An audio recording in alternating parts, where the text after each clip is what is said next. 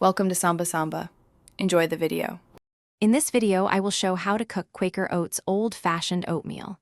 First, gather your simple ingredients: old-fashioned oats, water or milk, and a small pinch of salt. The key to perfect oatmeal is a 1:2 ratio of oats to liquid. For example, use 1/2 cup of oats with 1 cup of water or milk. You can easily prepare this wholesome breakfast using either a stovetop or a microwave, depending on your preference and time. For the stovetop method, begin by bringing your chosen liquid and a pinch of salt to a rolling boil in a small saucepan. Once boiling, stir in your old-fashioned oats.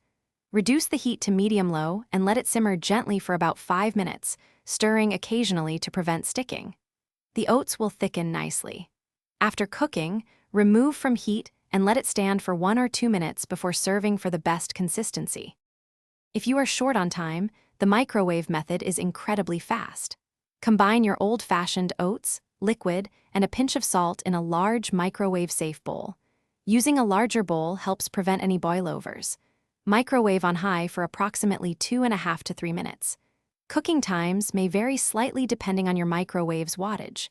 Stir thoroughly before serving to achieve a smooth, creamy texture. Now for the fun part, customizing your oatmeal. Enhance your bowl with fresh fruits such as juicy berries or perfectly sliced bananas for a touch of natural sweetness. For added texture and a protein boost, consider incorporating crunchy nuts, wholesome seeds, or your favorite granola. A delightful drizzle of honey or maple syrup or a warm sprinkle of cinnamon can elevate the flavor. Feel free to experiment and discover your perfect combination. Thanks for watching. Consider subscribing if we helped you.